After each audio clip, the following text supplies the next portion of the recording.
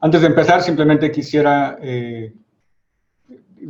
repasar con ustedes. Muchos de ustedes tendrán ya la experiencia de participar en este tipo de eventos, pero no está de más recordarles, por favor, muchos de ustedes estarán ya con sus cámaras y micrófonos cerrados a fin de mantener una buena calidad del audio, del sonido y del video. Les pediría que se mantengan así. Debajo en su pantalla tienen una función de chat en donde pueden mandarnos comentarios, preguntas. La idea es que tengamos hacia el final de la sesión un espacio para compartir con ustedes y con los panelistas de una manera más interactiva. Muy rápidamente, la estructura del seminario, lo que haremos es a continuación dar un breve espacio para que tanto autoridades como del ALIX y de ONUDI nos den una bienvenida, una breve introducción. El webinar tiene como aspecto central una conversación, una presentación con la profesora Carlota Pérez y seguida por algunos comentarios de la profesora Elena Lastres. Y aparte de una interacción, también, como les decía, tener un momento para interactuar con los participantes. Entonces, esa sería, digamos, la dinámica. Les pido nuevamente, mantengan su video, su audio cerrado. Solamente tendremos en pantalla a las personas que estén, al panelista que esté en ese momento hablando. ¿Ok? Sin más, entonces le pediría al señor Diego Macera. Diego es director adjunto del Departamento de Coordinación Regional y sobre el terreno y jefe de la División de Coordinación Regional para América Latina y el Caribe, aquí en ONUDI.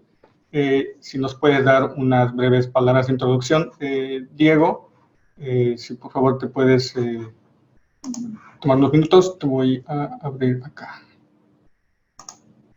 Si puedes abrir tu video y tu micrófono, Diego, por favor. Ahí está. Bueno, muchas gracias, Fernando. Es un placer estar aquí esta tarde con todos ustedes. En nombre de la Organización de las Naciones Unidas para el Desarrollo Industrial, ONUDI, quisiera darles la bienvenida a todos al webinar Revoluciones Tecnológicas, Cambios en Estilos de Vida y Desarrollo Industrial Sustentable en América Latina post-COVID-19, organizado por la ONUDI en colaboración con la Red Latinoamericana para el Estudio de Sistemas de Aprendizaje, Innovación y Construcción de Competencias, LALIX. América Latina y el Caribe se ha convertido en una de las zonas críticas de la pandemia de COVID-19, exacerbada por estructuras de protección social débiles, sistemas de salud fragmentados y profundas desigualdades. Se estima que el COVID-19 provocará en la región la peor recesión de los últimos 100 años y generará una contracción del 9.1% del Producto Interno Bruto regional en 2020, esto según datos de la CEPAL. Y asimismo, una drástica reducción de la producción manufacturera que según datos de la ONUDI de mayo de 2020 resultan en una contracción de, por ejemplo, el 35% en México, el 24.4% en Argentina y el 21.6% en Brasil. Antes de la pandemia, el modelo de desarrollo de la región ya enfrentaba graves limitaciones estructurales, elevados niveles de desigualdad, limitaciones de las balanzas de pagos y exportaciones concentradas en sectores de baja tecnología.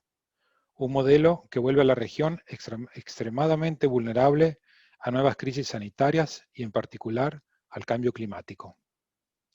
La recuperación posterior a la pandemia debería ser una oportunidad para transformar el modelo de desarrollo de América Latina y el Caribe y al mismo tiempo fortalecer la democracia, salvaguardar los derechos humanos, mantener la paz en consonancia con la Agenda 2030 para el Desarrollo Sostenible. La respuesta a la crisis requiere un nuevo balance del rol del Estado, los mercados y la sociedad civil, que permita una mayor equidad, transparencia y democracia. Como lo menciona el secretario general de la ONU, el señor Antonio Guterres, en su reciente informe sobre el impacto del COVID-19 en América Latina y el Caribe, se necesita reconstruir con igualdad, promoviendo sistemas de bienestar integrales, con planes de protección social renovados y acceso universal a la atención de la salud y la educación, aplicando medidas dirigidas a preservar las capacidades productivas, tales como subsidios de emergencia para las micro, pequeñas y medianas empresas.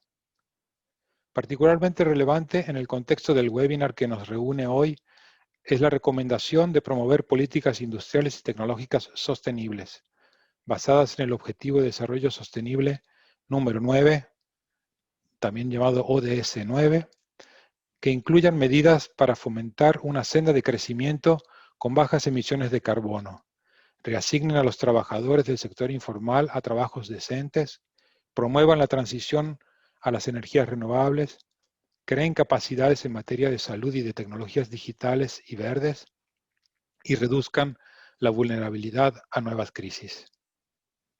La inversión en investigación y desarrollo y la cooperación con las universidades, la comunidad científica y el sector privado son cruciales para la resiliencia y la recuperación.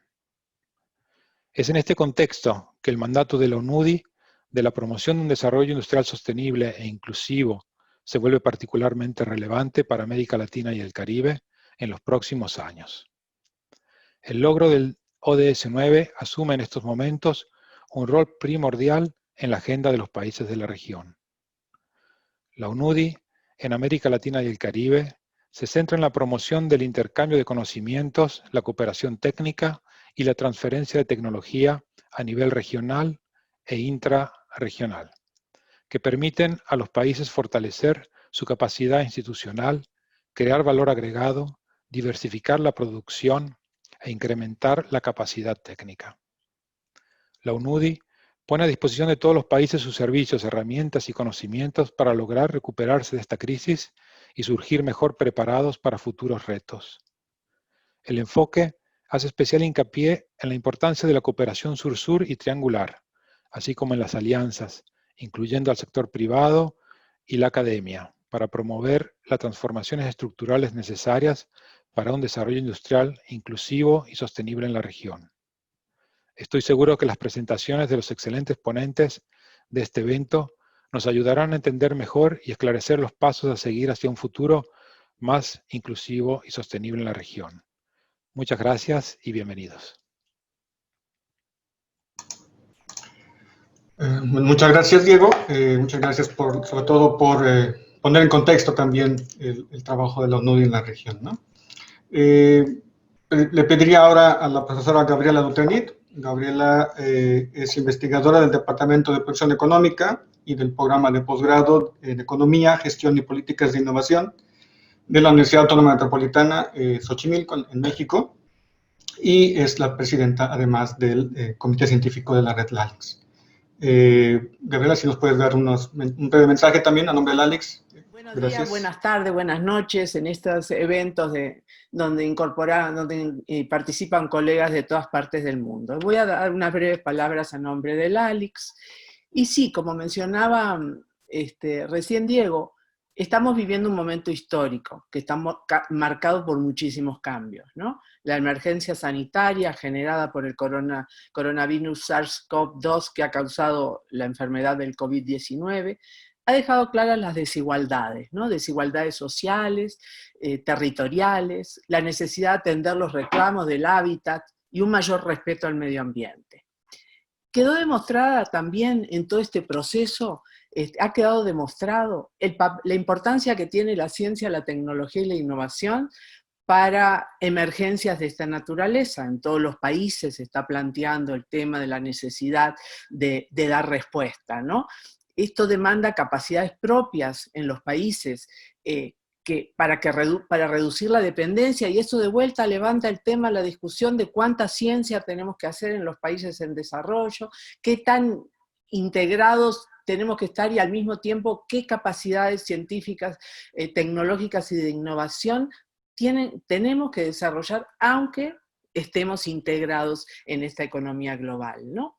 Se requiere sin duda un sector productivo que responda a las necesidades urgentes con innovación, que pueda convertir y atender las nuevas demandas. Esto quedó claro ahora con el tema de la vacuna, de las vacunas, de los ventiladores, de los respiradores, tapabocas, de los termómetros, de las pruebas. O sea, se requiere ciencia y se requiere un sector productivo que responda y que aplique los desarrollos científicos y luego tecnológicos y los aplique para darnos aquellos insumos que requerimos para, en este caso, ¿no?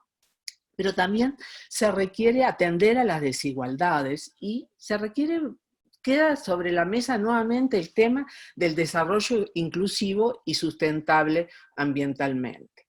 Y en todo este contexto, el reto es cómo aprovechar esta oportunidad de que haya una nueva voz para la ciencia, la tecnología y la innovación, mirando hacia ese desarrollo inclusivo y sustentable, ¿no? Y en este contexto, pues LALIX tiene un papel que cumplir. Tenemos que repensar el papel de la ciencia, la tecnología e innovación, tenemos que repensar el papel de las políticas de ciencia, tecnología e innovación y de las políticas de desarrollo productivo para contribuir a ese desarrollo inclusivo y sustentable de la región, que a su vez tenga la fortaleza de, porque hoy vivimos una emergencia, pero así, es un llamado de atención, así como está esta, puede haber otras, y entonces el tema es cómo también nos fortalecemos como región para el futuro.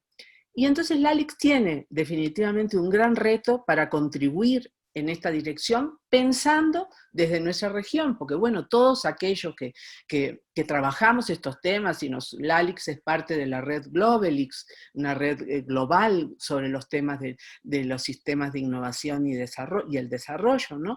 Pero nosotros, como latinoamericanos y del Caribe, pues tenemos que pensar también en nuestra región y en las especificidades de nuestra región, y por tanto tenemos que hacer muchos más webinars como estos. Por ahora no podemos hacer más que eso, los webinars, discutiendo estos temas, generando consenso entre nosotros, interactuando con otros actores para buscar propuestas. Agradecemos mucho a ONUDI la oportunidad de organizar en conjunto este evento entre ONUDI y LALIX, y a Fernando en particular, que fue el intermediario entre ambas organizaciones.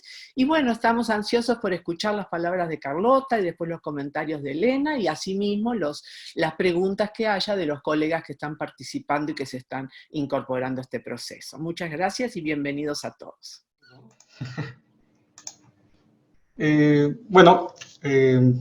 Muchas gracias Diego, muchas gracias Gabriela.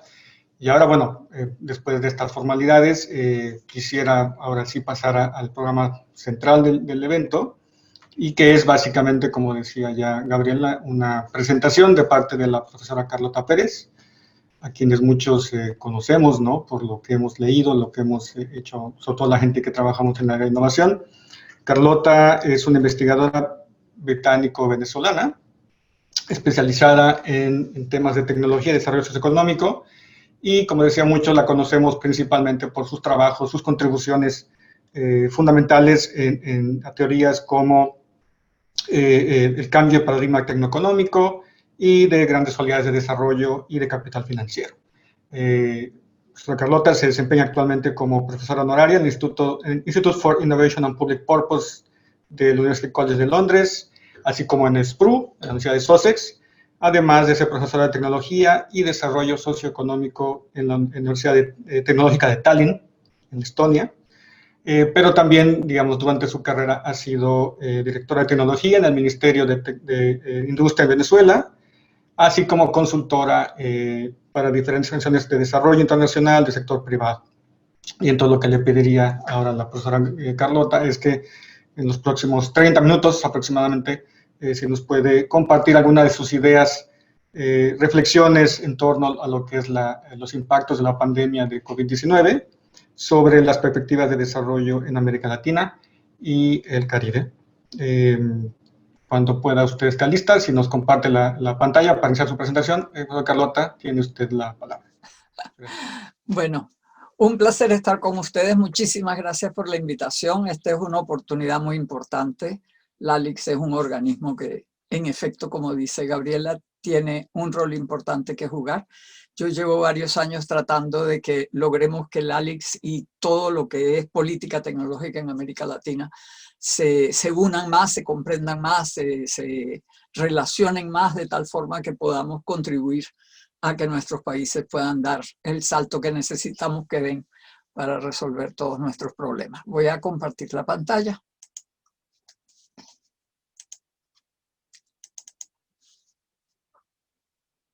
Bueno, el título que me dieron es extremadamente ambicioso para el tiempo que tengo. Entonces yo voy a tratar de reunir lo más que pueda de las cosas que hay allí sobre revoluciones tecnológicas, cambio en estilos de vida, desarrollo industrial sustentable y el hecho de que sea en América Latina después de COVID. Mi primera pregunta es, ¿qué rol puede jugar COVID-19 en las perspectivas de desarrollo de América Latina? Y dados mis estudios de las revoluciones tecnológicas, puedo decir que eso depende del rol que jugará la pandemia en la difusión de la actual revolución tecnológica en el mundo avanzado. Esto les puede sonar un poquito como a teoría de la dependencia. Y en efecto yo creo que las oportunidades de desarrollo de cualquier país periférico dependen de lo que esté pasando tecnológicamente en el centro, porque todos nosotros tenemos que aprovechar esas tecnologías. Todo seguidor primero aprovecha las tecnologías ajenas y luego hace sus propias tecnologías, lo cual no quiere decir que no podemos iniciar en algunas áreas, pero en términos generales el paradigma tecnoeconómico tiende a generarse en los países centrales y luego uno aprende a aprovecharlos. Lo que yo sostengo, y he podido constatarlo en mis investigaciones, es que las oportunidades de desarrollo son un blanco móvil en el contexto del capitalismo mundial. Y por lo tanto es muy importante reconocer esas oportunidades, reconocerlas cuando aparecen de tal forma de no llegar tarde para poder aprovecharlas. La charla va a constar de 4 partes. Empiezo por hablar del patrón de difusión de las revoluciones tecnológicas y las oportunidades que abre y cierra. Luego, la oportunidad para América Latina en esta segunda globalización, que yo creo que es la valorización de los recursos naturales. Luego, hablar de cómo se puede lograr esa valorización con una estrategia que yo llamo dual inclusiva. Y por último, cómo podemos aprovechar la reconstrucción post-COVID para dar ese salto que creo que podemos dar. Comencemos pues con el patrón de difusión. Primero que nada, cada 40 o 60 años irrumpe una revolución tecnológica. La primera fue la revolución industrial, la segunda la época del hierro, la máquina de vapor y el ferrocarril. La tercera fue la primera globalización, la época del acero, la ingeniería pesada, eléctrica, química, civil, naval. Y esa fue la época en la cual todos los países del cono sur, del hemisferio sur, Australia, Nueva Zelanda, Sudáfrica, Argentina, Uruguay, Brasil, Chile, dieron un salto al semidesarrollo, digamos, porque pudieron aprovechar esa circunstancia de poder viajar con vapores, con sus productos podían llegar en 2 semanas al norte. Y eso creó una situación importantísima en el mercado mundial y les dio oportunidad de crecimiento. Luego la cuarta, lo fundamental del siglo XX, la época del petróleo, el automóvil y la producción en serie. Todavía estamos tratando de resolver los problemas que nos dejó esa revolución. El cambio climático es parte de eso. Y la quinta, que es la actual, la época de la informática y las telecomunicaciones, que solo, en mi opinión, y según mis investigaciones, está a medio camino. Esta revolución podría haber llevado a un mucho mejor nivel de vida nacional y global, pero hasta ahora han venido salvando a los bancos y no salvando a la sociedad, y ya les explicaré un poquito cómo es eso del rol del Estado en sacarle lo mejor, en moldear las revoluciones tecnológicas. Pero cada una de estas revoluciones está en gestación en el periodo anterior y luego llega al agotamiento y coincide la gestación del uno con el agotamiento del otro. Ese es el periodo, ya les voy a explicar, de la destrucción creadora en grande. ¿Qué viene después?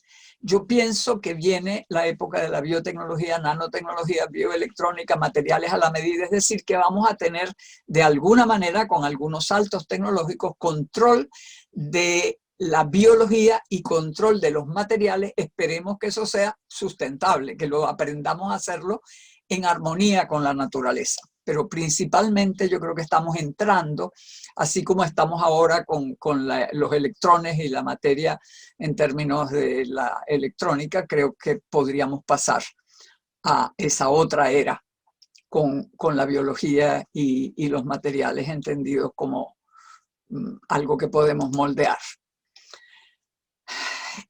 Cada una de estas revoluciones es un conjunto distinto de oportunidades que se va abriendo gradualmente a lo largo de su difusión. ¿Cómo ocurre eso? Hay un patrón histórico de difusión de las revoluciones tecnológicas. Un primer periodo es lo que podríamos llamar la instalación, que coincide con la madurez de la anterior revolución. Es un periodo de innovación intensa, experimental, de lo que Schumpeter llamaba destrucción creadora, es decir, que esa misma creación trae eliminación y reemplazo de empleos, capacidades, industrias, productos. O sea, es un periodo sumamente duro de polarización del ingreso, de burbujas financieras y colapsos, pero también es un periodo en el que los rezagados pueden saltar por lo de la madurez de la anterior, que facilita que uno aprenda con las revoluciones anteriores, y al mismo tiempo, cuando las cosas están muy nuevas, es posible dar el salto. Ahí es donde tenemos la mejor oportunidad, pero esa ya pasó en cuanto a esta revolución. Ahora les voy a hablar de lo otro. En esta época de instalación son las finanzas las que fijan el rumbo, y eso lo hemos podido ver sin ninguna duda. El intervalo de relevo, que es la recesión post-colapso, porque vienen las burbujas financieras y colapsan las burbujas de instalación. Puede haber una como en el 29, o esta vez que hemos tenido ya dos, y podemos considerar que esta pandemia es como una especie de tercera burbuja, porque produce una recesión que obliga a mirar lo que está pasando. La recesión post-colapso revela toda la destrucción de la que hablamos. Y eso produce resentimiento como terreno fértil para el populismo. En los años 30 tuvimos el fascismo y el comunismo como los dos extremos ofreciendo el cielo. Hoy tenemos una cantidad de populistas en el extremo izquierdo y derecho ofreciendo solucionar cosas que no pueden solucionar. Es una época también donde se dividen los partidos políticos, donde surgen movimientos nuevos, como ahora los verdes, y cada vez siempre hay movimientos anarquistas, etc. En estos periodos en que la gente está como descontenta porque vienen todas las consecuencias del periodo anterior. Pero es también un momento en el que hay un enorme potencial tecnológico, pero todo esto es sin rumbo. No se sabe hacia dónde ir. Cuando se logra dar rumbo al despliegue, vienen las épocas de oro. Eso fue en la primera, el gran salto inglés, después el boom victoriano, en la tercera fue la Belle Époque, en la cuarta fue el boom de la posguerra, y por delante podemos tener, espero que logremos hacerlo, un futuro de crecimiento digital, verde, sustentable, tanto social como ambientalmente, y global. Porque sostengo, pero hoy no vamos a poder discutir eso, que los países desarrollados no tienen otra salvación de la competencia china que desarrollar todos los países. Quizá en las preguntas podemos hablar de eso. En todo caso, ¿qué es el despliegue? Es un periodo en el cual hay una dirección clara para la innovación con el nuevo potencial. En este caso yo creo justamente que tendría que ser crecimiento verde, sustentable, socialmente sustentable y global. Un cambio en los estilos de vida. Los estilos de vida son los que generan el empleo que se destruyó. Es decir, como las nuevas tecnologías son de alta productividad, no producen tanto empleo como el que destruyen, a pesar de que producen muy buenos empleos y muchos. De todos modos es necesario otra capa de empleo para cubrir pleno empleo, y eso se da en base a los estilos de vida. El estilo de vida que podríamos tener ahora moviéndose más hacia los servicios, sería un estilo de vida de todo lo contrario del estilo de vida de las posesiones y del desperdicio de la producción en masa. Es un periodo también en que se revierte la desigualdad, al menos parcialmente. Por cierto que en la posguerra fue uno de los momentos en los cuales la reversión fue casi completa. En los países desarrollados solamente, claro, a costa de la desigualdad entre desarrollados y subdesarrollados. Es un periodo de Estado promotor, donde se da un juego de suma positiva entre los negocios y la sociedad. Esa es una época en que sí hay rumbo porque lo fija el Estado. Y esto es lo que ocurre en los países avanzados de cada una de las revoluciones. Y las oportunidades para los rezagados se abren o se cierran según el periodo y según la naturaleza de las tecnologías. También según las condiciones de cada país, claro, porque puede haber una oportunidad que uno no puede aprovechar porque no tiene las condiciones. O sea que no es por azar que grupos de países se desarrollan de modo similar en la misma época. Estados Unidos y Alemania dieron el salto a la delantera superando a Inglaterra entre 1870 y la Primera Guerra Mundial. Utilizaron altísima protección arancelaria, utilizaron subsidios en enormes cantidades, entrenaron gratuitamente a prácticamente toda la población, o sea, enormes cantidades de ciencia, pero lo hicieron distinto cada uno, pero en el mismo periodo. Luego tenemos Australia, Nueva Zelanda, Sudáfrica, Argentina, Uruguay, Brasil y Chile, como les dije antes, con el avance en el desarrollo cubriendo la demanda global de materias primas y alimentos. En ese momento en que la globalización se amplió, la demanda se amplió un poco como se está ampliando ahora. Luego Japón y los Cuatro Tigres dieron el salto al mismo tiempo. Japón primero, los Cuatro Tigres después. Japón al número 2, los Cuatro Tigres saltan al desarrollo. Eso lo hacen en la madurez de la cuarta y la instalación de la actual, es decir, la segunda globalización. A Latinoamérica, la sustitución de importaciones lo hizo en la madurez de la cuarta, con la oportunidad que tuvo de avance en desarrollo con productos de consumo interno bajo protección, y en Asia hubo varios que dieron el salto, no necesariamente los Cuatro Tigres, pero el otro grupo, utilizando exportación subsidiada.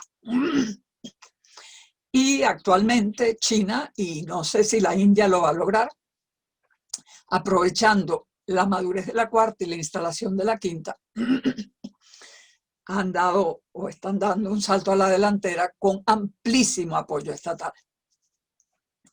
Y las oportunidades vienen y se van y nunca son idénticas. Por eso no hay que copiar éxitos pasados, sino identificar las nuevas tendencias y buscar la manera de aprovecharlas. ¿Cuál fue la combinación que permitió la industrialización por sustitución de importaciones en América Latina? Bueno, el primer mundo, ya lo que se llamaba entonces primer mundo, que ya estamos en otra época, pero ese era el nombre entonces, tenía mercados saturados y Latinoamérica estaba interesada en producir. Las tecnologías maduras eran transferibles, precisamente porque estaban maduras, prácticamente estaban en manuales. Eso dio una oportunidad para la sustitución de importaciones haciendo ensamblaje para el mercado interno. América Latina tenía una clase media educada y con demanda solvente, un Estado con ingresos de la monoexportación, con lo cual podía financiar ese desarrollo, y había globalmente pues la posibilidad y la disposición a proteger el mercado interno. Eso se consideraba perfectamente normal. Es más, los países avanzados lo hicieron en los 50, Francia tenía control de movimientos de capitales, etc. Bueno, en esa época, gracias a esa oportunidad, Latinoamérica creció en un promedio de 4%, en algunos casos 8, 7, 8%. Aumentó la clase media, se formó una amplia capa obrera, se montó la infraestructura en general, se desarrolló una capa empresarial y se adquirió experiencia en las industrias de construcción y de procesos. Esto es muy importante porque las industrias de construcción y de procesos serían las que necesitamos para la nueva oportunidad. ¿Cuál es esa oportunidad? ¿Qué combinación podemos aprovechar ahora? Bueno, hay una economía globalizada donde Asia está necesitada de recursos naturales y América Latina tiene alta dotación. Tenemos acceso a tecnologías genéricas como las TIC, la ciencia de materiales, la biotecnología, etcétera, y a la información en general. O sea, el mundo de la información está abierto. Eso nos da una oportunidad actual, sustentable, ambiental y socialmente, según lo que decidamos. Luego tenemos el legado de la sustitución de importaciones en industrias de procesos y en servicios y en personal calificado. Al mismo tiempo, en el mundo los mercados están segmentados, segmentos de todos los tamaños y acceso a redes globales. Al mismo tiempo que hay crecientes requisitos por cambio climático y biodiversidad que orientan la innovación y garantizan que puede haber mercados. Lo que podríamos hacer es unir recursos naturales y tecnología más el objetivo de la inclusión y, por supuesto, la sustentabilidad.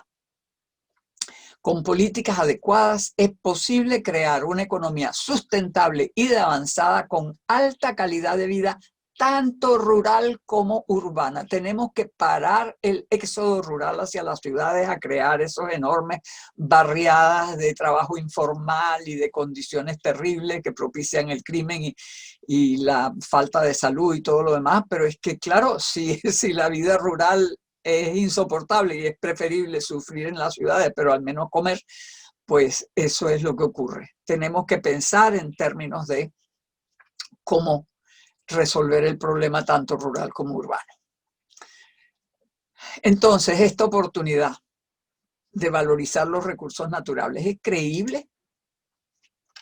¿Les sorprende con recursos naturales? Toda la vida hemos estado tratando de salirnos de los recursos naturales. Pues sí, con recursos naturales. Las ideas sobre el rol de los recursos naturales en el desarrollo han cambiado históricamente. A fines del siglo XIX y comienzos del XX eran una ventaja. Todos esos países que yo le dije que se desarrollaron con la globalización, incluyendo Estados Unidos e incluyendo Alemania, consideraban los recursos naturales un activo importantísimo para el desarrollo y para su financiamiento. Luego, en la posguerra, se convirtieron en desventaja. Pero ideológicamente nada más, no, es verdad, la ventaja pasa a la industria manufacturera. Había las tijeras de precios que vieron Prebisch y Singer. En los 70 se habló de la enfermedad holandesa, cuando efectivamente el exportar recursos naturales dificultaba todas las demás exportaciones por razón de la valorización de la moneda. La maldición de los recursos naturales, esencialmente la corrupción, en los 80 y los 90, pero mi pregunta es, ¿no se habrán convertido de nuevo en ventaja? Vamos a revisitar las ideas sobre recursos naturales. ¿Qué es lo que ha cambiado? En primer lugar, los precios, más bien con tendencia al alza por límites naturales. A medida que se van agotando, se van necesariamente elevando los precios de los recursos naturales. Entonces, esa tendencia, incluso ahora cuando bajaron, no bajaron a cuán bajos eran antes. Los recursos naturales pueden, claro, seguir con su usual volatilidad, eso es casi inevitable, a menos que sean recursos naturales especiales. Los commodities van a seguir siendo volátiles. Los recursos naturales de alta tecnología, no, eso es lo mismo que la manufactura. La corrupción seguirá siendo un problema, hay que enfrentarla. La naturaleza de los mercados, bueno, vamos a pasar de solo commodities a la hipersegmentación. De la llamado long tail, la cola larga, en productos estamos pasando también a la cola larga en materiales y en alimentos. Y muchos productos manufacturados y servicios se han comoditizado. El crecimiento de la demanda, muy fuerte en los países emergentes, porque hay que alimentar a los millones que están llegando a la clase media. Se esperan 2 billones en las próximas décadas. Y la ley de Engels, que supone que la necesidad de alimentos baja a medida que se avanza en el progreso, Bueno, se prolongará más aún si ocurre la globalización plena, porque más y más gente entrando al consumo significa más y más gente consumiendo alimentos, además de los materiales necesarios para que tenemos justamente que buscar la manera de que sean sustentables. El dinamismo tecnológico es mucho mayor. Siempre se hablaba de que solo la manufactura, solo la industria era dinámica tecnológicamente. Pues no, mucho mayor ahora por las TIC, por la biotecnología, por la ciencia de materiales. Está impulsado por la diferenciación de la demanda de los fabricantes y los nuevos estilos de vida sustentables. Empezando por los alimentos orgánicos, pero llegando a todo tipo de otras cosas que son necesarias porque la gente ya empieza a querer la sustentabilidad y eso implica y necesita innovación. Y los tipos de innovación, bueno, antes fundamentalmente eran tecnologías de procesos y su objetivo era o reducir costos o enfrentar las peculiaridades del recurso, malas tierras, profundidades, qué sé yo. Ahora estamos en innovación en productos especiales y adaptados a la demanda, con mayores márgenes de ganancia y posibles barreras de entrada. Cuando cambia el contexto hay que cambiar las ideas y cuando cambian las ideas también hay que cambiar las políticas. Y las industrias de procesos no son menos industria que las de fabricación.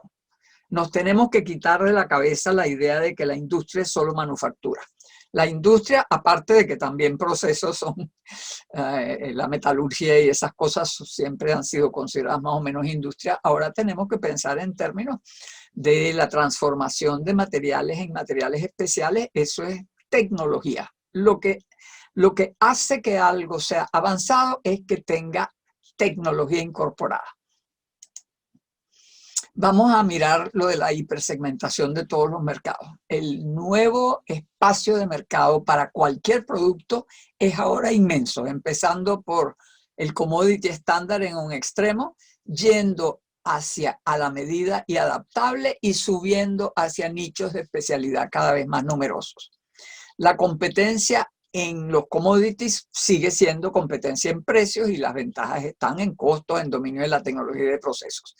Pero a medida que uno se va hacia la customization, hacia la adaptabilidad, hay ventajas de acceso a clientes, calidad, flexibilidad y respuesta rápida. Eso genera nueva competencia y mucha mayor tasa de ganancia para los que logran complacer a un usuario exigente.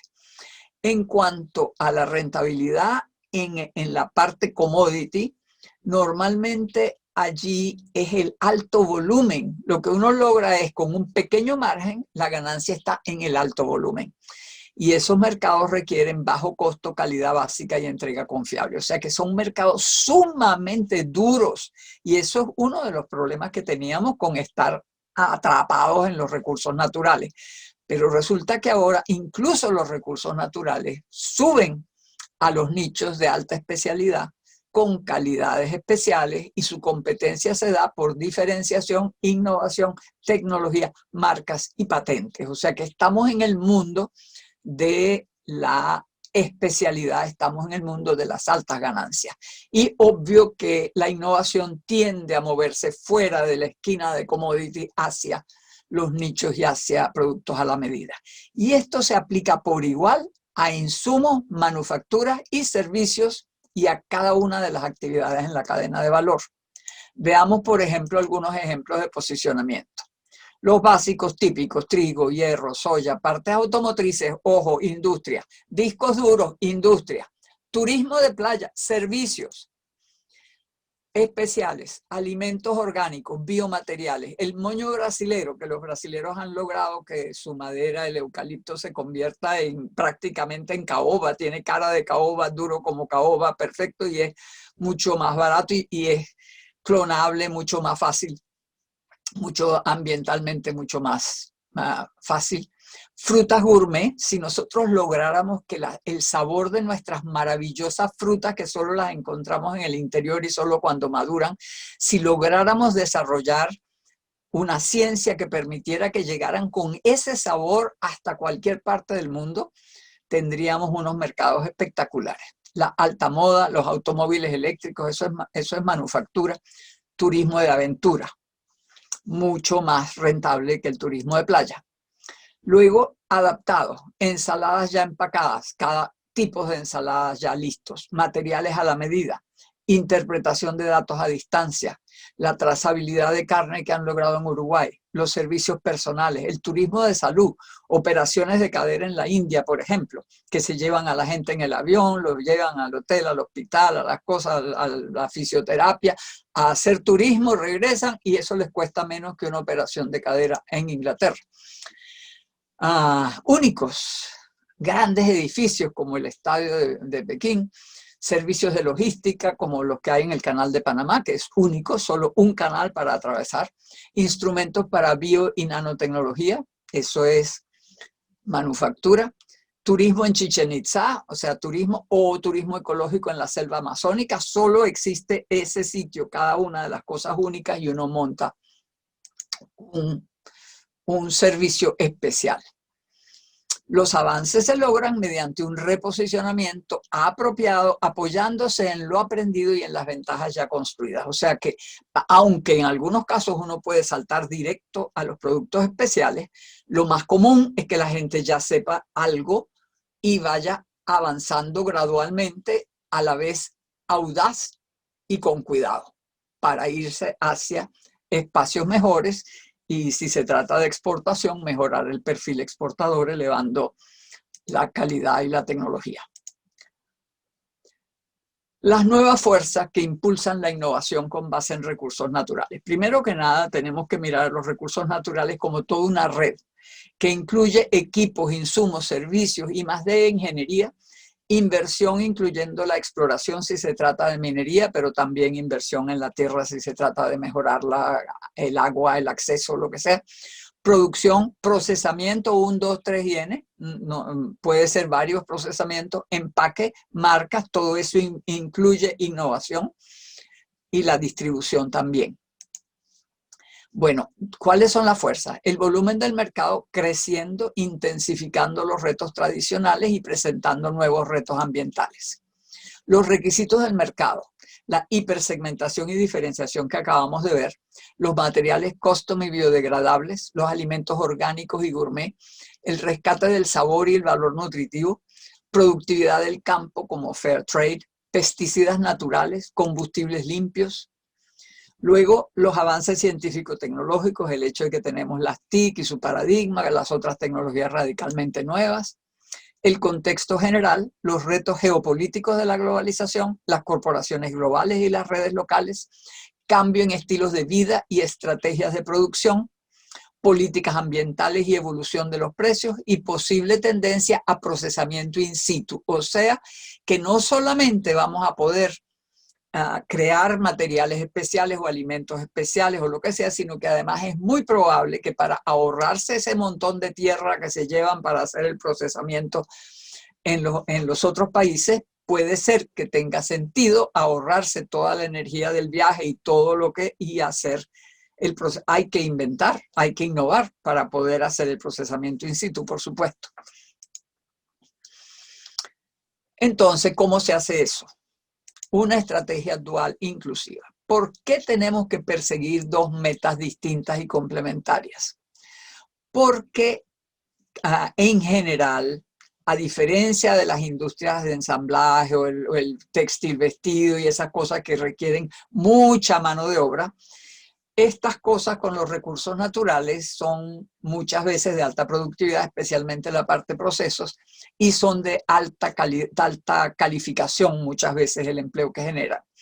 Entonces tenemos que hacerlo en dos metas distintas. Uno, el crecimiento económico y el posicionamiento global, y otro, el pleno empleo y bienestar para todos. Pero económicamente lo vamos a mirar. Son dos modos distintos e integrados de abordarlas. Estableceríamos una estrategia dual con políticas y redes de apoyo diferenciadas. ¿Cuál es la estrategia propuesta en este modelo dual integrado? Son procesos convergentes de crecimiento e innovación, ambos sustentables. El uno, sectores de remolque del crecimiento, redes productivas alrededor de los recursos naturales constantemente modernizadas. Estas son con tecnologías competitivas para los mercados globales. En la otra punta tendríamos desarrollo diferenciado de cada porción del territorio basado en la vocación productiva local identificada o promovida para el mercado interno o para la exportación y apoyado en acceso pleno a Internet. Súper importante que el país entero tenga acceso pleno a Internet. No importa cuánto cueste, eso es lo más importante que hay para poder hacer, para poder incluso pensar en esto, porque la gente no se va a quedar en el campo si no tiene igual acceso allá que tener en las ciudades. Serían entonces economías locales especializadas e interconectadas, entre ellas sirviéndose las unas a las otras, a veces sirviendo a los sectores remolque del crecimiento. El objetivo de los sectores remolque es el crecimiento y la generación de divisas, mientras que el objetivo de todas estas economías es elevar la calidad de vida de todos los habitantes urbanos y rurales.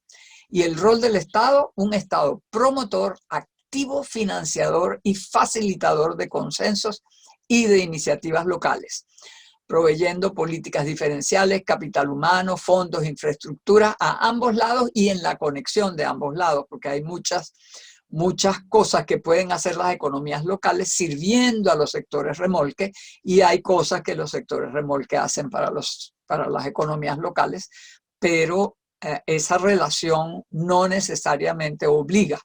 Son dos mundos con objetivos distintos y que pueden perfectamente mantener altos niveles de vida en todos los casos. Para ello se necesita una institucionalidad dual. Por un lado, un marco institucional para apoyar y fortalecer a los sectores remolque de avanzada. ¿Qué significa eso? Hay que darles apoyo político y en las políticas. Un marco regulatorio de largo plazo, confiable, bien pensado, no a favor de los negocios nada más. Hay que crear un marco regulatorio que, poniendo muy claro que la idea es que es beneficio para las empresas, para el país y para la sociedad y para la comunidad donde eso ocurre. Negociaciones con gobiernos, empresas globales y comunidades, porque muchas veces las cuestiones con recursos naturales requieren discutirlo con las comunidades y asegurarse que ellas se benefician y no van a ser destruidas. Y más de complementaria y grandes proyectos, institutos especializados y becas para la formación en el exterior, apoyo en otros aspectos generalmente identificados por las mismas empresas líderes, porque las empresas que serían remolques son unas empresas serias de alto nivel y hay que tener personas en el gobierno que tengan el mismo alto nivel que las empresas. O sea, una de las cosas más importantes es como hacían en Singapur, incluso que movían a la gente del gobierno a las empresas de tal forma que fueran del mismo alto nivel en ambos lados y además eliminar los lazos de corrupción. Y el otro lado es el marco institucional de promoción y apoyo directo al desarrollo territorial, encargado de crear riqueza y calidad de vida.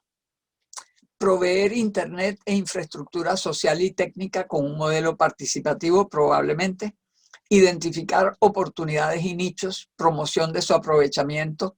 Por cierto que una de las cosas que está pasando en muchas partes del mundo de modelo participativo es la energía sustentable, las energías renovables.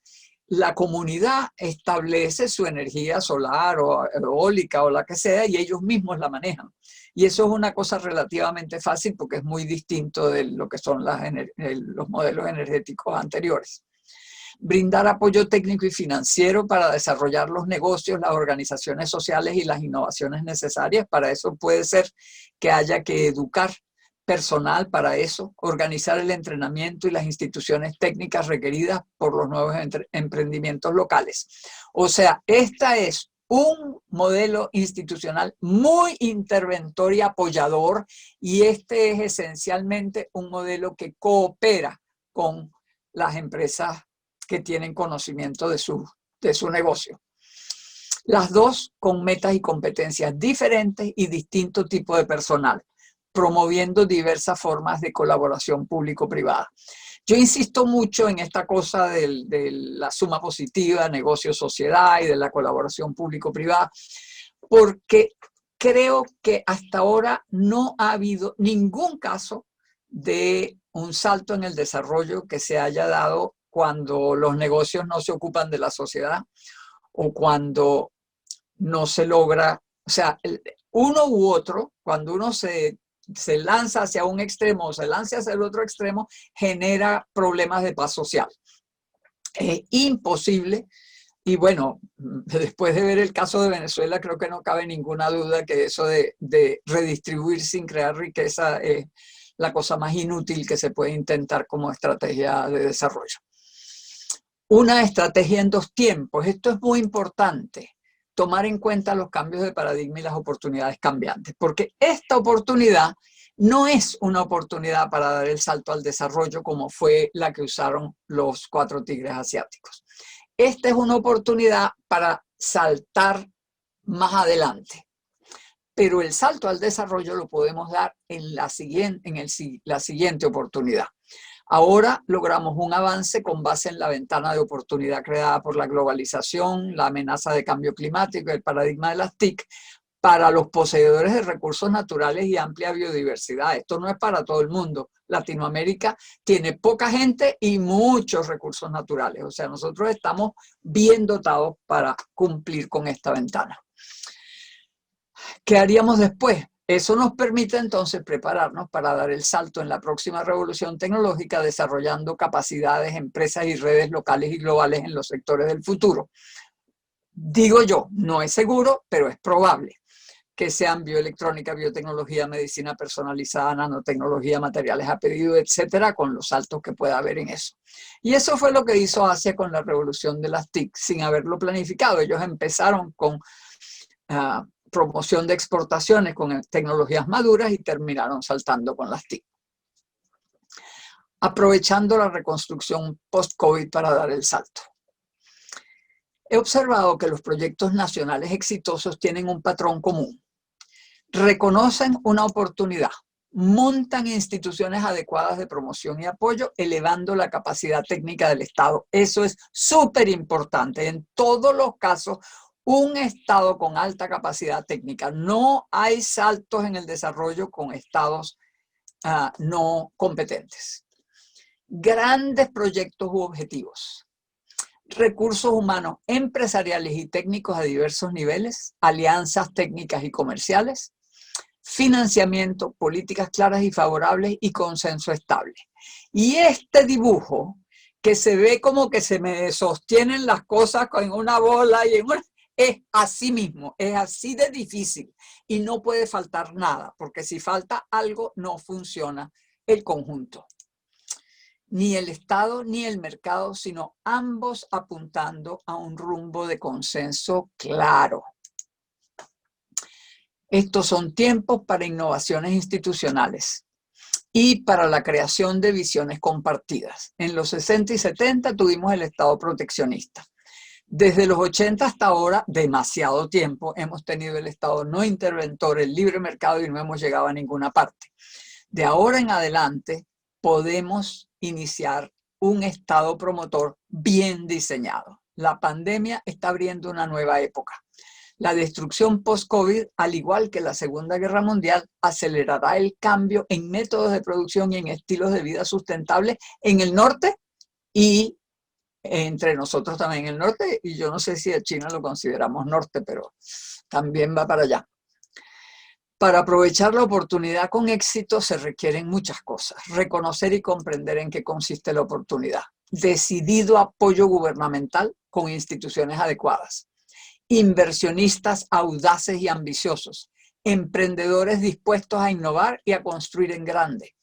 Comunidades y sindicatos involucrados en los proyectos. Consultores y universidades con capacidad y disposición de brindar apoyo técnico. Un esfuerzo masivo de educación y entrenamiento en las áreas seleccionadas, con redes de colaboración científico-técnicas continentales y globales y un claro consenso nacional para perseguir un gran futuro en cada uno de nuestros países. Muchas gracias. Bueno, muchas gracias, profesora Carlota. Un poco de agua también. Si me ayuda parando su pantalla para poder tomar acá. Bueno, fue una plática que me parece acorde con lo ambicioso que teníamos las preguntas, muchos elementos interesantes. Yo le pediría ahora a la profesora Elena Lastres. Elena Lastres, que es profesora investigadora brasileña, con estudios de posgrado en la Universidad de Pierre de France, en Francia, y doctorado en SPRU, en la Universidad de Sussex, que es además profesora asociada en el Instituto de Economía de la Universidad Federal de Río de Janeiro, coordinadora de la red CIST, además de que tiene una amplia experiencia trabajando para el Ministerio de Ciencia y Tecnología de Brasil, ¿no? Más de 20 años, y durante casi 10 años como asesora de la presidencia del BENDES, del Banco de Desarrollo, para la Secretaría de Arreglos Productivos e Innovadores y de Desarrollo Local y Regional, que además va muy en acorde con algunas de las ideas que ya habíamos escuchado por parte de la profesora Carlota. Carlota, si le pido si para usted el video, o lo paro yo de acá. Y le pediría entonces a la profesora Elena Lastres si nos puede dar brevemente algunos comentarios, reacciones, preguntas a la presentación. Para los participantes tienen ya sea el chat o hay aquí un botoncito que es Q&A. Si nos pueden ir dejando algunas preguntas, haremos lo posible por leerlos al final de la sesión, ¿no? Profesora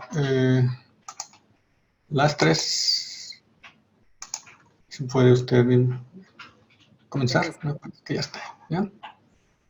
Gracias. Olá a todos e todas. Saúdo e parabenizo os organizadores desse evento, LALIX, ONUD, e principalmente nossa querida palestrante Carlota Pérez. Em seu nome, eu saúdo os meus companheiros de mesa. Carlota, parabéns pela sua palestra e eu queria reiterar que para mim é um grande prazer e uma grande honra comentar as suas ideias, as quais eu tenho que frisar, tem uma imensa influência no Brasil, na América Latina e diversas outras partes do mundo. Bom, eu tenho que dizer que a situação brasileira atual, infelizmente, é extremamente grave e trágica. Mas, e para resumir aí as palavras do nosso economista maior, né, Celso Furtado, cujo centenário foi celebrado, está sendo ainda celebrado desde o final do mês de julho, em nenhum momento da nossa história foi tão grande a distância entre o que somos e o que esperávamos ser.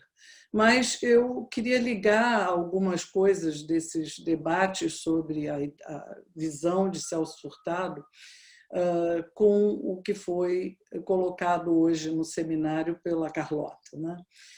E que também dizer que ao participarmos desses debates que ocorreram pelo país inteiro, né, nós reiteramos a importância da visão sistêmica, contextualizada do desenvolvimento, da ciência, tecnologia, inovação, aí sem esquecer da questão do poder, né?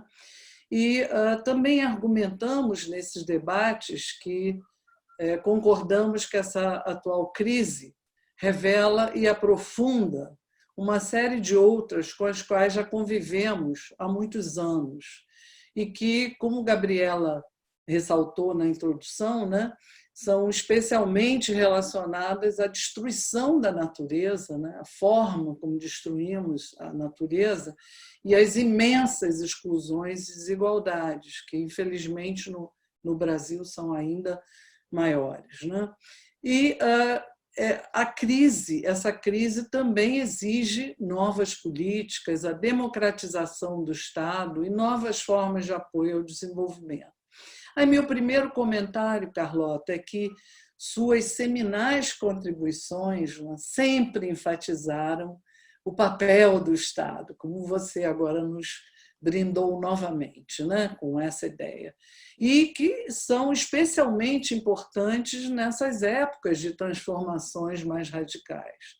No entanto, diversos autores vêm apontando que a pandemia revelou as sérias limitações dos estados, não só no enfrentamento da pandemia, mas em diferentes outras dimensões, e principalmente porque acabam sempre direcionando os recursos públicos para os grandes e não para os pequenos, os carentes, os que mais necessitam. Eu diria que na América Latina essas restrições são ainda mais graves. Então, a minha primeira pergunta seria: você poderia nos trazer algum exemplo ilustrativo de Estado que tem conseguido ultrapassar essas limitações e assumir, de fato, um papel promotor? E aí já passo para o segundo comentário, que tem a ver com a reflexão da importância, né, do pleno acesso à internet, e também que grande parte das propostas para o desenvolvimento futuro, né, como você colocou e nós sabemos, baseiam-se muito na ampliação do uso das TICs, inteligência artificial, internet da coisa, etc., etc. Portanto, contudo, a pandemia nos revela também a necessidade de termos algum grau de autossuficiência, de autonomia, pois em determinadas situações não conseguimos sequer importar coisas simples, como máscaras, né? Tapa-bocas em espanhol. A Gabriela nos falou sobre isso, né? Com casos aí, inclusive, escabrosos de pirataria, né? Mas, acima de tudo, o que a pandemia revelou foi um explosivo aumento dos registros digitais de nossas formas de interação e comunicação, né? Eu, por exemplo, nós estamos aqui em pandemia rígida, eu não vou ao banco desde março. Eu não saio para fazer compras, eu compro tudo por internet e olha o que estamos fazendo. Como você mencionou, evita as viagens, etc. e tal, mas nos priva dos contatos pessoais. Mas potencializou muito mais o uso dessas tecnologias, não é? E tornou-as muito mais estratégicas. Sem elas, o que fazemos? E também ampliou os desafios aí dos que denominam o capitalismo, essa nova fase de capitalismo de vigilância, e falando até em ditadura digital, referindo a altíssima concentração em pouquíssimas organizações dessas tecnologias, sistemas, equipamentos, etc. E falam até de um novo Colombo, não é? Bom, esses pensadores vêm nos alertando há anos, e ainda mais agora também, sobre os desafios da apropriação, a mercantilização e controle, né, por parte dessas muito poucas corporações internacionais, essas enormes massas de dados digitais que agora abrangem também nossos comportamentos, nossas condições físicas e mentais, e sem o nosso conhecimento ou consentimento. E eu destaco aí que isso não se trata aqui de hipótese, né, de uma possibilidade, né, mas a gente já tem diversos exemplos concretos que vivenciamos e que abrangem decisões políticas estratégicas de indivíduos, de corporações e de governos, e até a eleição de líderes políticos de vários países. É muito sério. E aí a minha segunda pergunta: Carlota, como é que você vê a possibilidade de avançarmos na América Latina na produção dessas tecnologias de digitalização com visão sistêmica e contextualizada? Isso é uma questão que nós vimos na nossa rede de investigação, querendo aprofundar, né? Abrangendo aí a produção local de equipamentos, sistemas, plataformas, tecnologias, etc., etc., apropriados às nossas próprias condições. Não com uma perspectiva de competir internacionalmente, mas de adquirir graus de autonomia e segurança digital que são fundamentais até para nos permitir avançar na necessária regulação que você bem mostra nessas alternâncias de paradigma, se faz muito necessária. Bom, e aí eu chego ao meu terceiro comentário, último, né? É que talvez eu sinta alguma diferença no peso, né, que a sua visão e a nossa traz quanto ao mercado interno e externo como motor de dinamismo.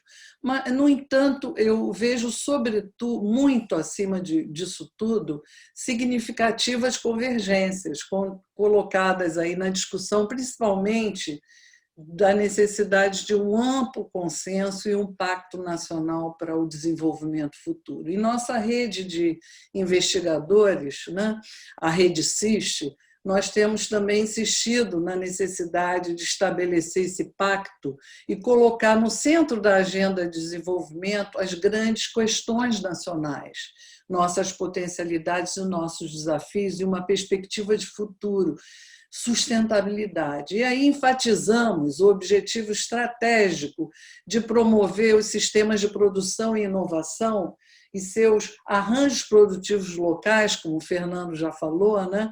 Nossos APLs, no que chamamos portadores de futuro e mobilizadores do desenvolvimento com eixo. Na sociobiodiversidade, que, como Carlota notou, destaca o papel também das pessoas, da gente, né, de gentes, suas capacitações, sua cultura, identidade e, principalmente, formas próprias de relação com a natureza. Então, não estamos aqui falando das velhas formas de produção de recursos naturais baseadas nas competitividades espúrias que levam a catástrofes ambientais. Nós estamos falando de todas as cores, né? Do verde, do vermelho. Vermelho em espanhol é rojo, né? Rojo, e azul, enfim, estamos falando de todas as cores. E, principalmente, falamos dos sistemas, da importância dos sistemas produtivos portadores de futuro e mobilizadores do desenvolvimento, com eixo nos serviços públicos essenciais: saúde, alimentação, educação, habitação, acesso à água, saneamento, tratamento de resíduos, energia, cultura, mobilidade, sempre com visão de futuro.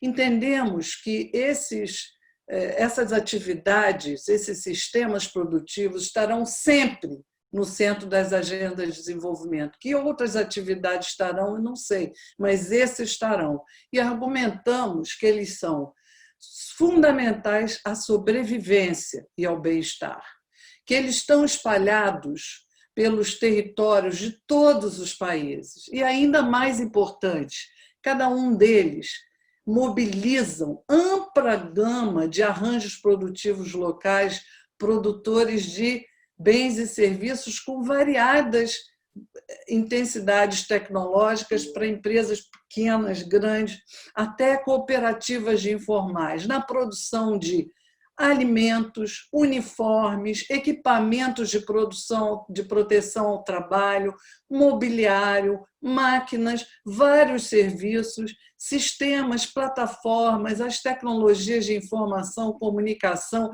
biotecnologia, bioeletrônica, tudo aquilo que Carlota nos colocou, etc., etc., não em abstrato, mas para atender os objetivos centrais do nosso desenvolvimento.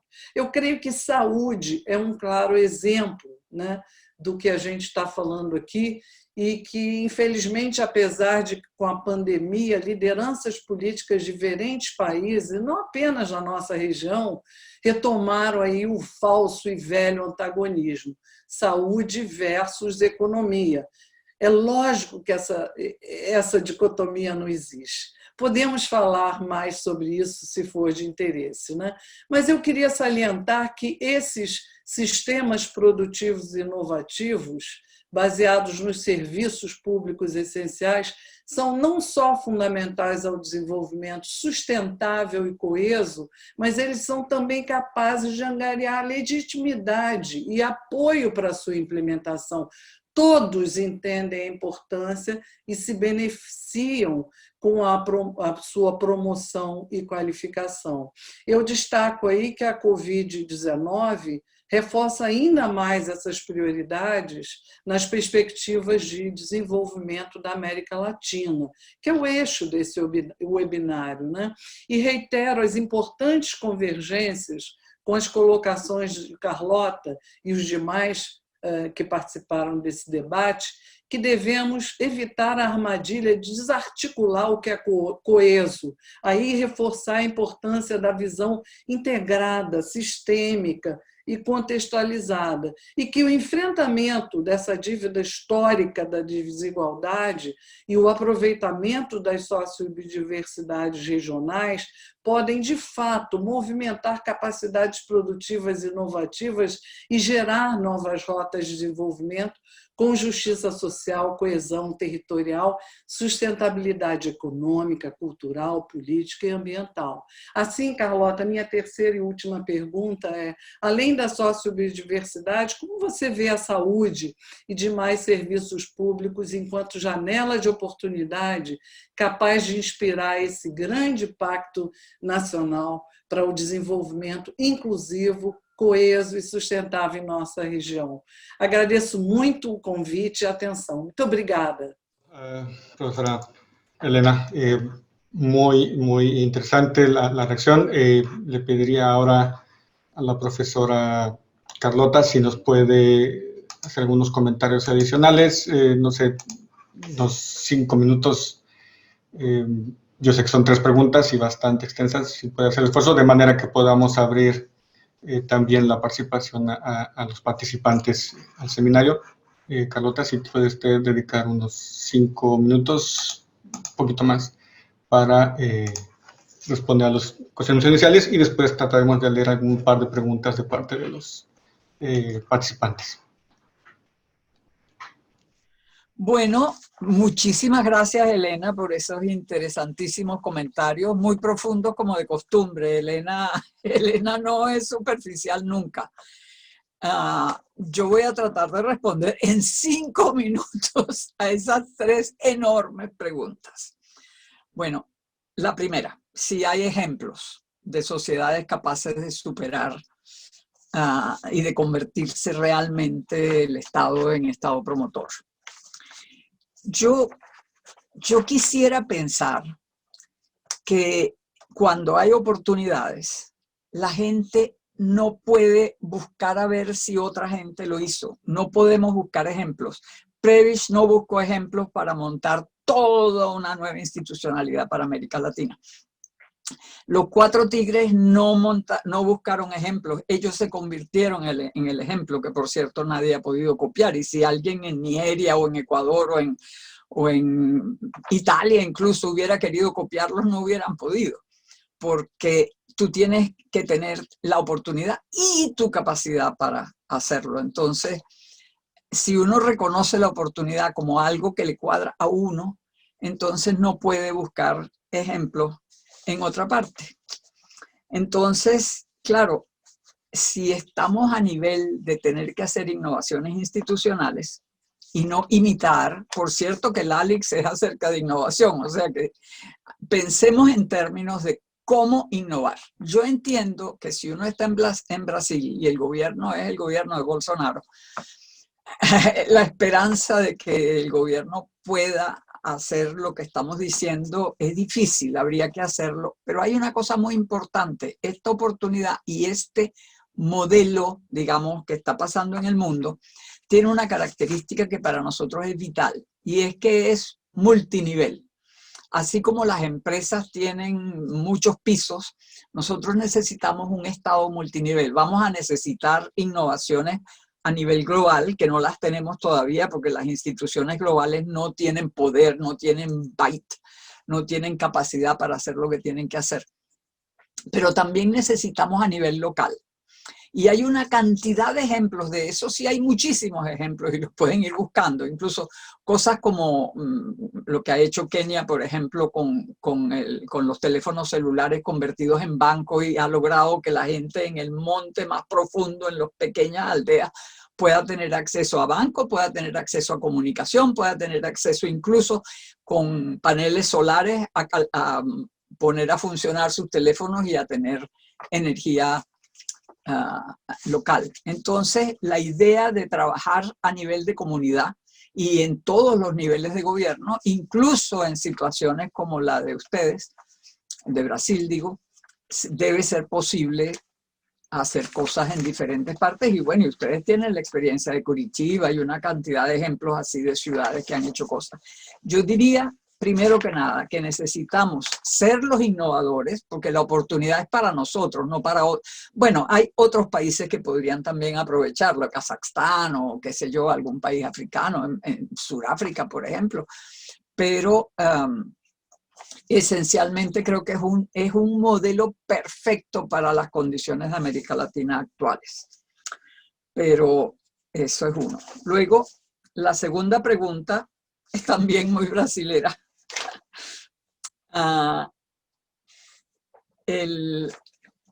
Es sobre si se puede tener, digamos, más autonomía en el área de las comunicaciones y de todo lo que tiene que ver con las TIC y con las social media y esas cosas, ¿no?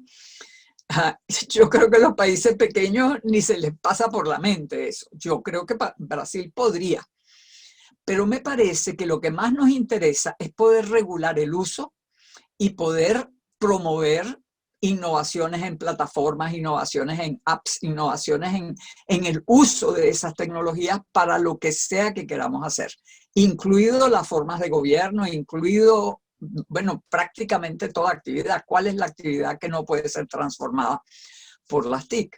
Entonces, sí creo que promover y regular localmente, y un país tan grande como Brasil puede soñar mucho más alto. Obvio que China tiene prácticamente todo, tiene su Alibaba, tiene su Tencent, va a tener su internet separada, todo inmenso, pero claro, eso ha venido a través de muchos pasos. No sé si es posible dar un salto al vacío y llegar a tener autonomía en ese nivel. Pero la tercera pregunta es muy importante para todos, no solamente para un país tan grande como Brasil. La cuestión de los servicios públicos como ventana de oportunidad. Yo considero eso absolutamente parte del modelo dual. O sea, el modelo dual, mucho de él es acerca del mercado interno. La idea de que uno vaya a cada pedacito del territorio y vaya encontrando qué es lo que pueden producir, y la idea de tener los clusters, lo que llaman los brasileños los arranjos productivos, tener grupos que estén produciendo lo mismo y vayan creando condiciones para el mercado local, para los otros, para cuestiones, construcción de viviendas y por supuesto todos los servicios públicos, y la salud en particular es una de las cosas que desde el punto de vista ventana de oportunidad, no cabe duda que todos los servicios públicos para elevar la calidad de vida de la población son no solo importantísimos, sino también fuente de creación de riqueza, fuente de creación de empleo y prácticamente indispensables si lo que queremos es poder desarrollar cada rincón del territorio. Pero los sectores de altísima productividad y de altísima competitividad, generadores de divisas y generadores de riqueza allá arriba, son lo único que nos permite tener los recursos con que hacer eso otro. Y además, una cosa muy importante, históricamente, cuando uno tiene un sector de muy alta productividad y una masa de sectores de baja productividad, solo gracias a este sector de alta productividad se pueden subir los ingresos, los salarios de la gente que está en sectores de baja productividad, porque la productividad promedio sube con estos sectores de alto. Entonces yo pienso que a pesar de que es enorme importancia lo de la ventana de oportunidad en servicios públicos, Y eso incluye la educación, incluye pues, todo eso, mejorar todo eso y convertirlo en un instrumento de desarrollo, sin ninguna duda, súper importante, estoy de acuerdo, pero a condición de que tengamos unos sectores remolque que permitan ese nivel de riqueza para el conjunto. Bueno, y eso yo creo que pueden haber sido 5 minutos o un poquito más. No, yo creo que fue bastante bueno. Muchas gracias. Y eso nos deja, digamos, les voy a pedir a los participantes si tienen un poco de paciencia. Voy a dar tal vez espacio a un par de preguntas de parte de la audiencia. No sé, rápidamente. Yo creo que lo puedo resumir, uno de los ejemplos que era específicamente en el caso latinoamericano, cuál había algún país que hubiera hecho o que hubiera tenido éxito en el modelo que usted nos comentaba, ya hizo algún ejemplo incluso mencionando a Kenia y demás. Aquí hay una pregunta muy concreta sobre ¿qué papel jugarían las reservas de litio y cobalto y la fabricación de baterías para el caso de América Latina, ¿no? Muy específica. Una segunda pregunta. Voy a dar, digamos, 3 preguntas muy rápidamente y ya cerraríamos con eso. La segunda pregunta sería los esfuerzos para mejorar la calidad de vida y cómo repercute eso en la revolución tecnológica. Sería una segunda pregunta. Y bueno, una tercera pregunta un poco más amplia. ¿Cuál es digamos, hay una cierta contradicción o cierta tensión entre el modelo que usted nos propone y el modelo de desarrollo capitalista como lo conocemos ahora, ¿no? En donde realmente se ahorra trabajo, se prescinde del trabajo. Y bueno, ¿cuáles serían, digamos, las alternativas? ¿Qué proyecto político podría vincularse a este tipo de modelo que usted nos propone? Sobre todo pensando en estas cuestiones más de los territorios, ¿no? Del papel fundamental que juegan dentro de esta nueva dinámica de desarrollo. Serían las 3 preguntas que podríamos tener nuevamente en unos 5 minutos. Caray. Bueno, lo del litio, cobalto, baterías, eso es importantísimo. Y poder entrar a ese mercado, generar innovaciones en el área de baterías sería extraordinariamente bueno y creo que es perfectamente posible. No solamente en los países más poderosos de América Latina, sino yo creo que dependiendo de dónde tengan los innovadores capaces de hacerlo, sería sumamente importante entrar allí. Creo que las baterías son la innovación más importante para el futuro de las energías renovables.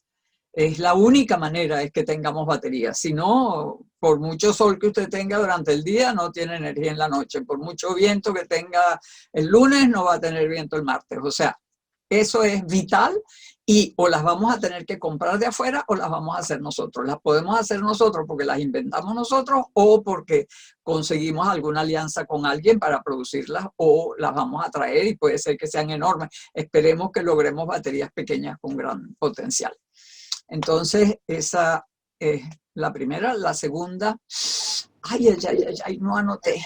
No, una segunda es cuáles, digamos, los esfuerzos para elevar la calidad de vida a largo plazo. ¿Qué implicaciones tendría eso en relación con las revoluciones tecnológicas, ¿no? ¿Con las qué tecnológicas? Revolución tecnológica. Con la revolución tecnológica. Sí. Bueno, los esfuerzos para elevar la calidad de vida son, digamos que, mira, la legitimidad del capitalismo depende en que los que están haciendo dinero mejoren la vida de los demás. Si no lo hacen, pues simplemente no tienes paz, tienes constantemente, y cambian los gobiernos y cambian las cosas y el otro se pone ahí y hay un desastre. La única manera de que haya estabilidad es que haya un balance decente entre el mejoramiento de la vida de la gente y el enriquecimiento de los que están generando la riqueza. Si los mismos, por ejemplo, en lugar de desarrollar en una ciudad un hotel y hacer que todos los que viven en los pueblitos cercanos viajen al hotel para trabajar en el hotel, si uno agarra el pueblito y lo convierte en una posada, mejorándole las casas a todo el mundo y uno se convierte en una casa-restaurante y el otro se convierte en el sitio, en 2 o 3 donde la gente duerme, otro es el de turismo, el otro es el que siembra los vegetales que se van a comer, el otro es, y así el pueblo entero se convierte en una posada y atrae turistas extranjeros que vienen a ver cómo se vive en los Andes o en la Patagonia o en qué sé yo.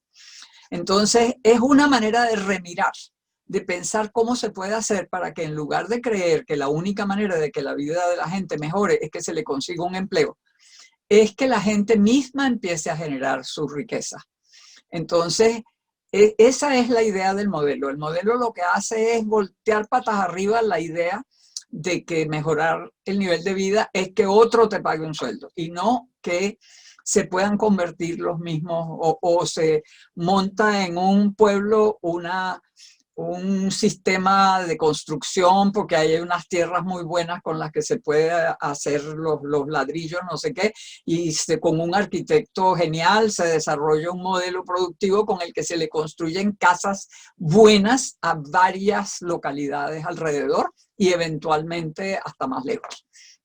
Y así sucesivamente, aparte de que hay una señora que hace una mermelada deliciosa de, qué sé yo, fruta local y se termina haciendo un acuerdo y se exporta a Alemania y ese pueblo vive de la mermelada que aprendieron a hacer en cantidades de esa señora y para eso se necesita tener un gobierno local que apoya, una gente capacitada para conseguirles el préstamo y las cosas y montar y el entrenamiento y todo eso que dije que tiene que hacer esta gente que ayuda. O sea, eso es lo que yo veo como posible. Obviamente que no es fácil. O sea, y tampoco fue fácil la sustitución de importaciones. Yo les digo, lo conocí de cerca, lo que significaba armar aquel paquete y hay que ver lo que se logró. Toda la gente que habla mal de eso o ignora lo que realmente pasó o no le da la gana de reconocerlo. Y la tercera pregunta es sobre el capitalismo. Bueno, yo dije antes que creo que el capitalismo solo es legítimo cuando el beneficio de unos pocos se convierte en beneficio para todos. Cuando no lo logra es cuando precisamente todos los populistas, los izquierdistas, los derechistas, los extremistas, porque Trump es igualito que un extremista de izquierda, pero al revés. O sea, pero es lo mismo.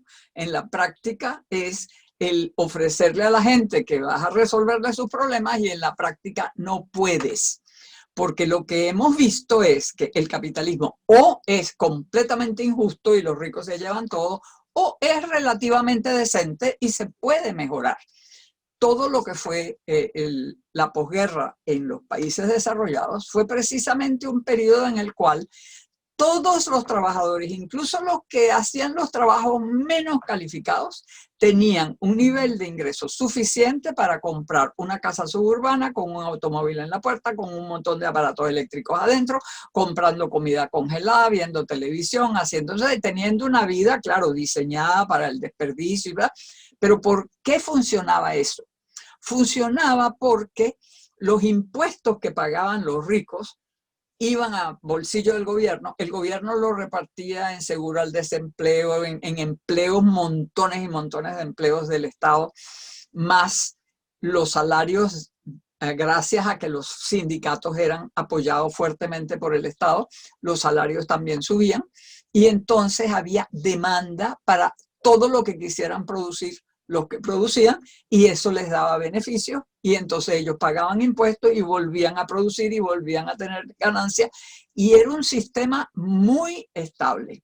Desgraciadamente era un sistema que estaba basado en que las materias primas y la energía eran muy baratas para poder pagar altos salarios en los países desarrollados. Ahora los países desarrollados están embromados porque los asiáticos se llevaron toda la producción de bienes de consumo ensamblados y qué sé yo, el vestido, todo lo demás, y necesitan hacer una cosa muy similar a lo que hicieron con los obreros, pero necesitan hacerlo con el mundo en desarrollo.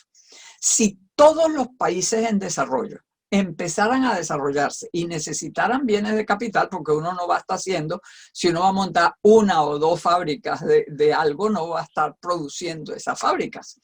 Entonces,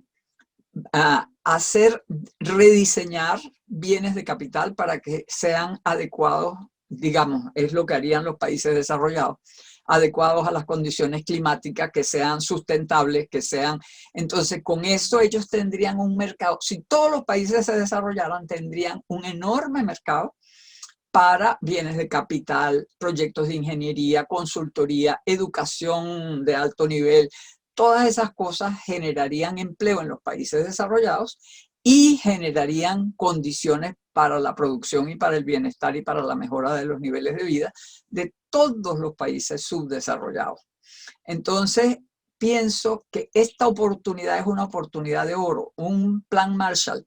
El plan Marshall con Europa fue simplemente que los Estados Unidos le dieron un montón de plata a Europa para que le compraran cosas a Estados Unidos. Y así fue como lo hicieron, compraron bienes de capital de Estados Unidos con el dinero que les dio Estados Unidos. Igualito ahora el mundo desarrollado le da dinero no le da dinero, un Marshall Plan que permite la inversión en los países subdesarrollados, en todos, unos más adelante que otros, los que pueden hacer más, los que pueden hacer menos, pero en principio estaría en beneficio de los países desarrollados que se desarrollaran los menos desarrollados. Y eso es una de las cosas que habría que entender ahora con el asunto del ambiente, porque por razones ambientales necesitamos reinventar lo que consumimos, cómo producimos, necesitamos movernos de productos a servicios, necesitamos movernos de los productos comprados a los productos alquilados, de tal forma que esa cuestión de la obsolescencia planificada se elimine y más bien haya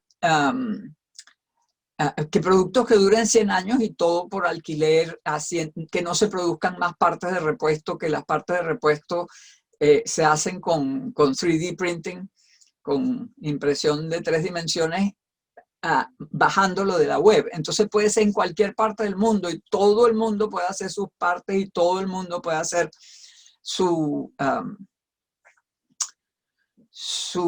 mantenimiento. Y el trabajo de mantenimiento puede crear millares de empleos que el mundo de la producción en masa prácticamente eliminó el mantenimiento, porque la idea era que uno botara los productos para comprar otros.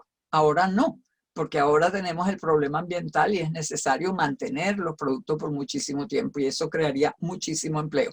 Y como las instrucciones estarían en la web, cualquier país puede imprimir la parte que es necesaria cuando se hace el diagnóstico y se ve, y cada producto tendría su chip y uno compraría así como se compra en Amazon y paga más o paga menos, y el que está justo entrando a poder consumir va a poder alquilar un producto que tiene a lo mejor 90 años, pero está igualito. Cuando yo era joven, la refrigeradora de mi casa duraba como 30 años y estaba en perfecto estado. A nosotros ni se nos ocurría comprar otra. ¿Cómo es posible que con las tecnologías actuales no podamos tener refrigeradores que duren 90 y que se puedan update, que se puedan poner al día en términos de cualquier innovación ambientalmente sustentable que se haga en relación a todo, a los materiales y a todo lo demás? Las puertas están abiertas para un cambio profundo del capitalismo, pero del capitalismo, no de ningún sueño loco de que vamos a ir a un socialismo político distinto. Lo que sí es necesario es que se entienda que hay que estar en un consenso nacional.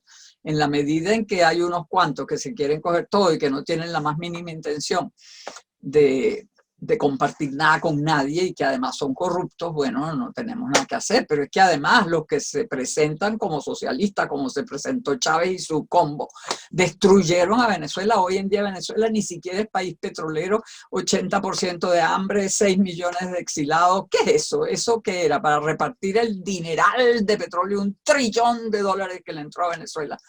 Y no hay nada para verlo, no hay ni siquiera una empresa montada para crear empleo. Y eso es socialismo.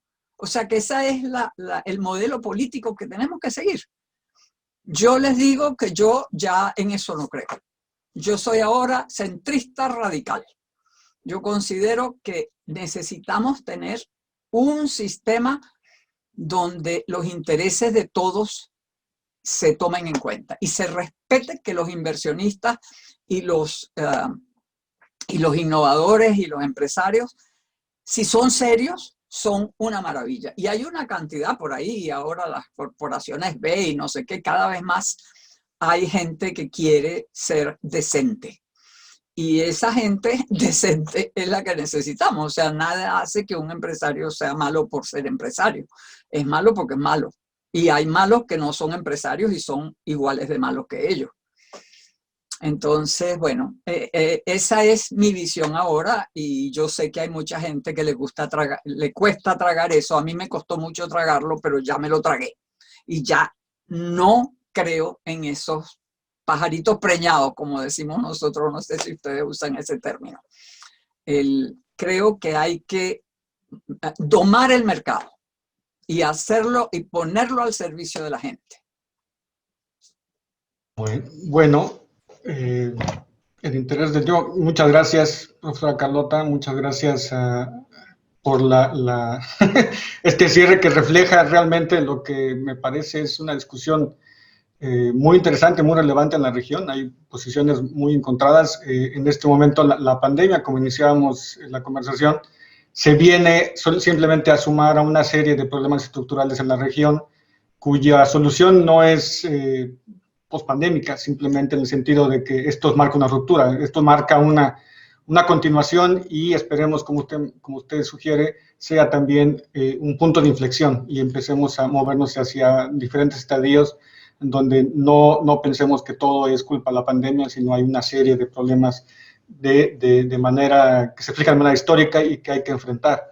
Pero bueno, para nosotros la idea de presentar este webinar era justamente comenzar a contribuir a este tipo de debates. Espero que los participantes se lleven con ellos algunas ideas. Hay algunas preguntas aquí que quedan pendientes, pero en el interés del tiempo y demás, simplemente le pediría a los diferentes panelistas que por favor se unan con nosotros aquí en pantalla.